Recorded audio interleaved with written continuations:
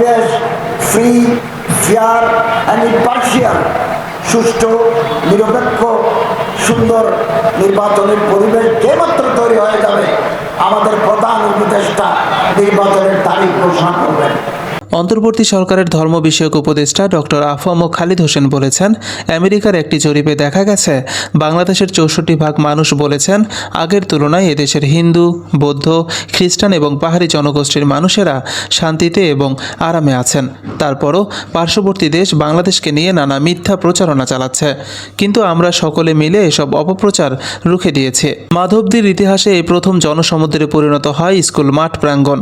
এই সম্মেলনে বিএনপির যুগ্ম মহাসচিব ও নরসিংদী জেলা বিএনপির আহ্বায়ক খায়রুল কবির খোকনের সভাপতিত্বে ও মাধবদী ওলামা পরিষদের সভাপতি হাফেজ মাওলানা মকবুল হোসাইনের সঞ্চালনায় আরও বক্তব্য রাখেন বাংলাদেশ খেলাফত মজলিসের সাধারণ সম্পাদক মাওলানা মামুনুল হক, মাধবদী থানা ওলামা পরিষদের প্রধান উপদেষ্টা আল্লামা রফিকুর রহমান দামাত বারাকাতুহুম, আল্লামা নুরুল ইসলাম অলিপুরি, মাওলানা খালিদ সাইফুল্লাহ আইয়ুবী, মাওলানা জুনায়েদ আল হাবিব, মাওলানা শওকত হোসেন সরকার, মুফতি ইসহাক কামাল সহ আরও অনেকেই।